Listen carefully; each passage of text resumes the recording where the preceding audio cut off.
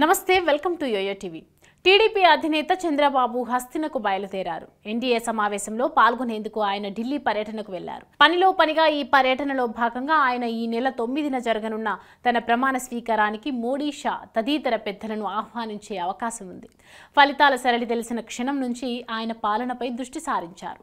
ఫలితాల వెల్లడి ఒకవైపు సాగుతుండగానే చంద్రబాబు పవన్ కళ్యాణ్తో భేటీ అయ్యారు.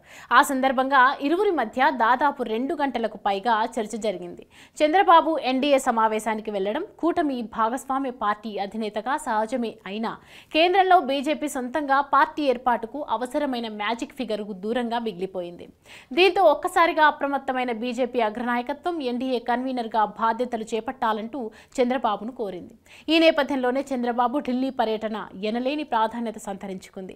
ఎన్డీఏ కూటమి బీజేపీ తర్వాత ఎక్కువ మంది ఎంపీలు ఉన్న పార్టీ ఏదైనా ఉందంటే అది తెలుగుదేశం మాత్రమే. అందుకే ఇప్పుడు కేంద్ర ప్రభుత్వం ఆయనకు అనివార్యంగా ప్రాధాన్యత ఇవ్వక తప్పదు. జాతీయ రాజకీయాలలో ఇప్పుడు చంద్రబాబు మాట తిరుగులేని విధంగా చెల్లుబాటు అయ్యే పరిస్థితులు నెలకొన్నాయి. అందుకే ఇప్పుడు అందరూ మోడీ మూడోసారి ఏర్పాటు చేస్తున్న ప్రభుత్వం వాజ్పేయి హయాంలోని సంకీర్ణ ప్రభుత్వంలా చంద్రబాబు సెంట్రిక్గా నడుస్తుందని అంటున్నారు.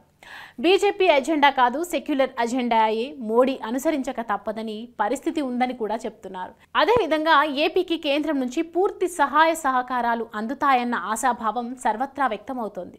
చంద్రబాబు కూడా ఏపీ అభివృద్ధి విషయంలో రాజీ పడరని అభిప్రాయం వ్యక్తమవుతోంది.